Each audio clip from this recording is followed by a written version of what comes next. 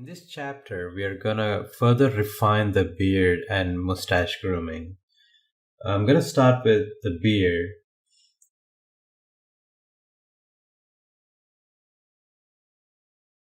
And then I'm gonna start refining the curl and frizz nodes a little bit. Because in the previous test render, we've seen that the beard groom wasn't as good. It's not imperfect enough to look realistic. So the goal here is to give more imperfection to the hair groom to make it look realistic.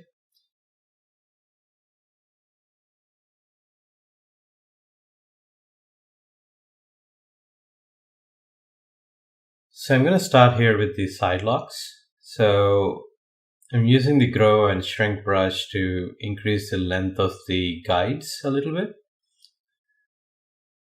And so it's kind of like a back and forth process here. So I'm going to increase the length of the guides, trim them a little bit, and then comb them around.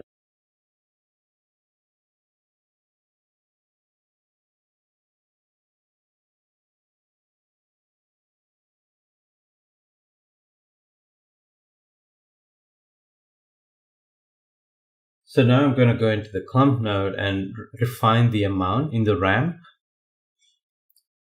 And you can also use the same data that we have from the length map to control the clumps on the hair.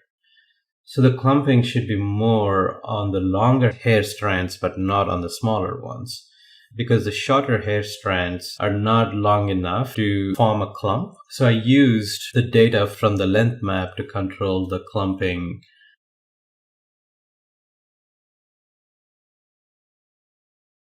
I'm doing the same with the mustache as well. I'm going to refine the curl a little bit. Then in frizz,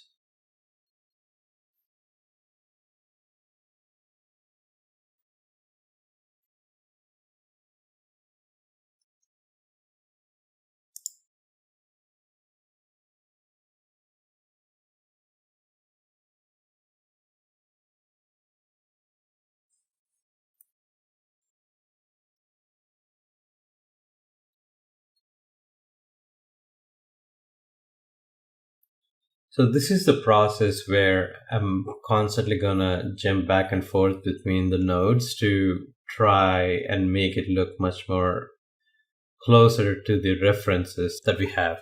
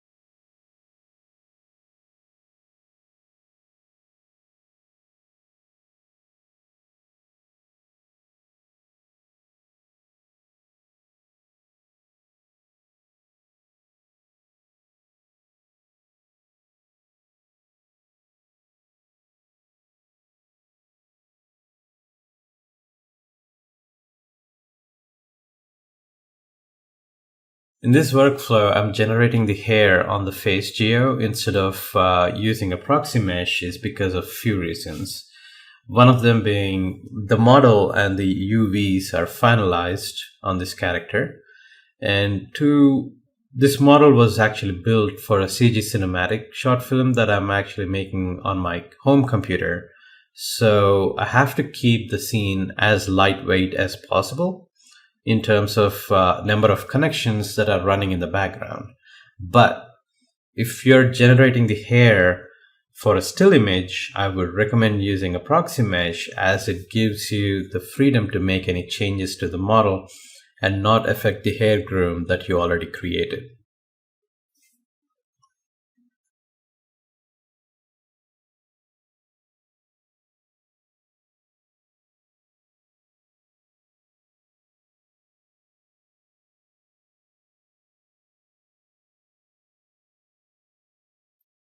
I feel like we have way too many guides right now, and it looks much chaotic rather than something that makes more sense.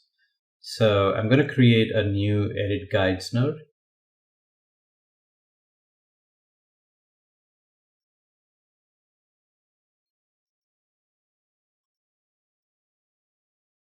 and delete all the guides that I don't require, because I'm just going to use the draw strand brush to actually create the guides that I want in the shape that I want.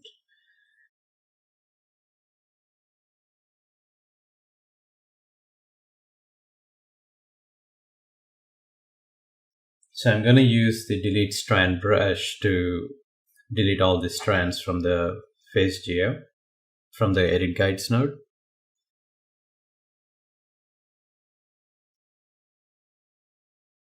so that I have a clean canvas to start painting the guides using the draw guide brush.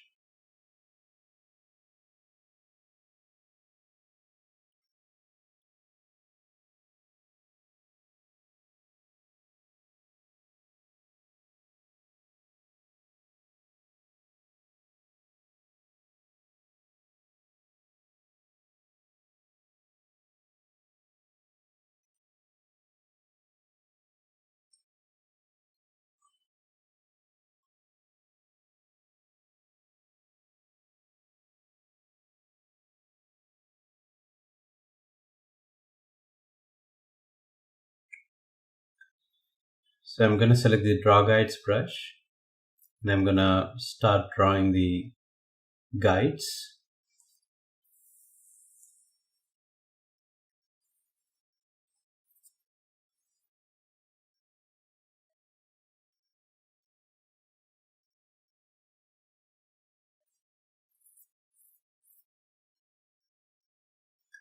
And while doing this, I'm closely following my reference images so that I'm not going way off from what I'm actually trying to achieve.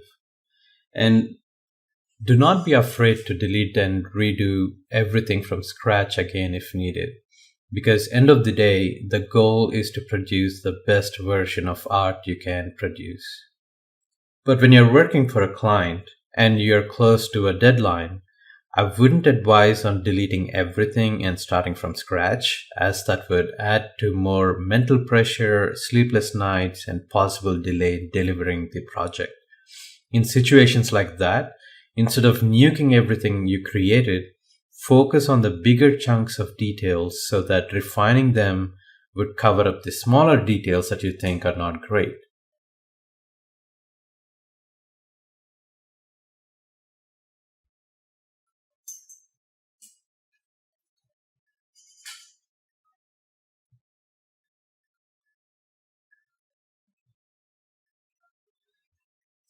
So I'm having my reference board on the side and I'm just trying to draw the hair guides based on the references that I'm looking at.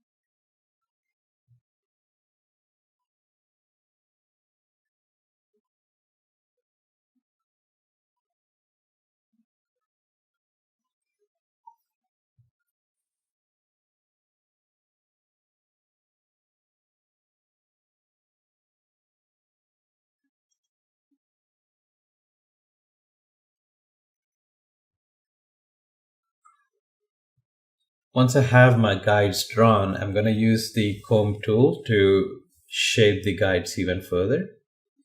So I'm going to set the fraction back to 1 to see how the hair looks.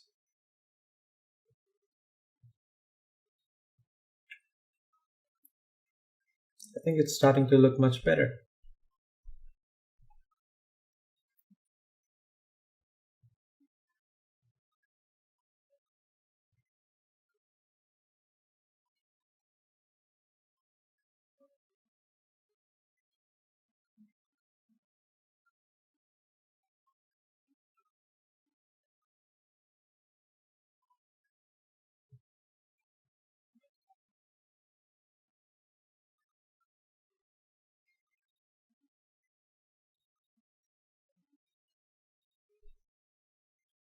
I'm just moving the guides really subtle.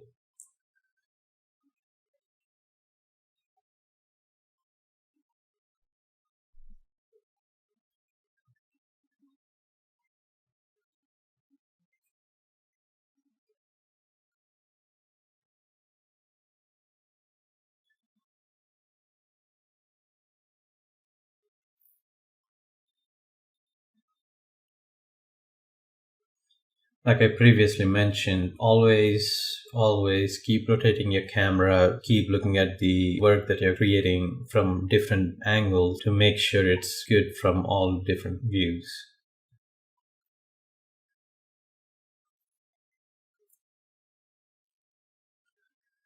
Because when you're moving your camera constantly and if you're observing your work from different angles, then you can see what's working and what's not, and then you can keep refining the groom using that information.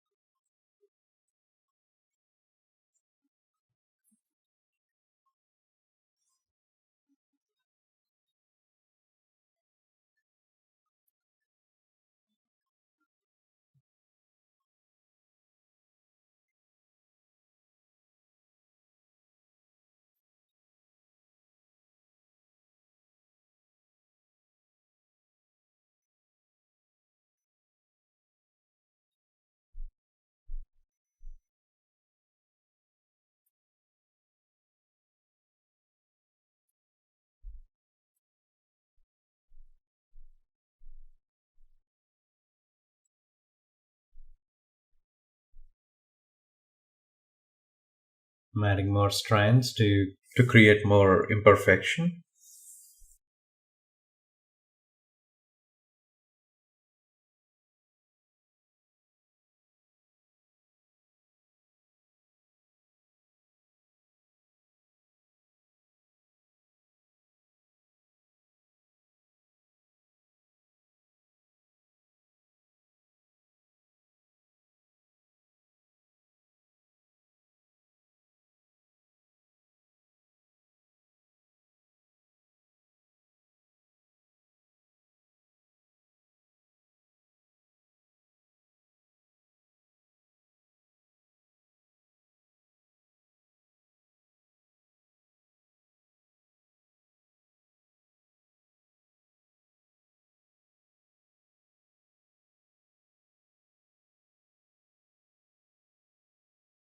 As you can see here, the hair density and the number of nodes that I have for the details is causing the viewport to slow down a lot.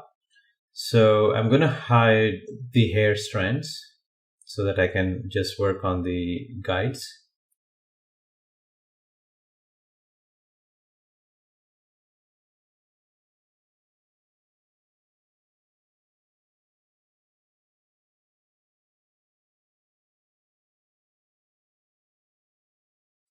So the way I was able to control just that selected guide is that you can hold shift and right mouse button to select the guide. And in the tool settings, there is an option called effect only selected. So make sure that option is checked on so that when you select a strand or when you select a guide, it only moves that selected guide only.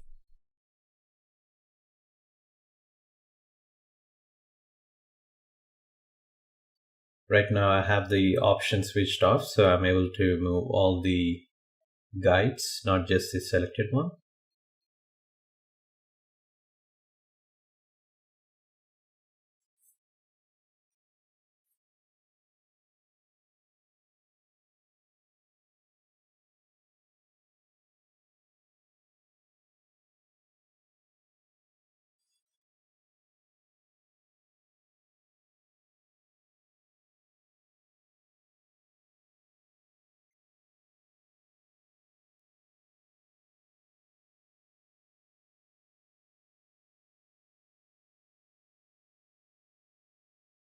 I'm going to do a quick test render to see how the hair looks. And based on what I see in the render, I'm going to make a few more changes.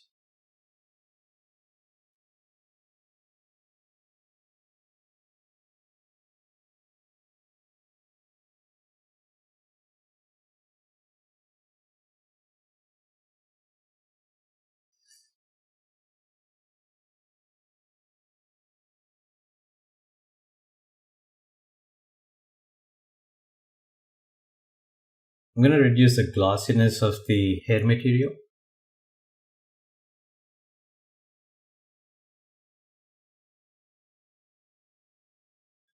Now I'm refining the mustache hair length.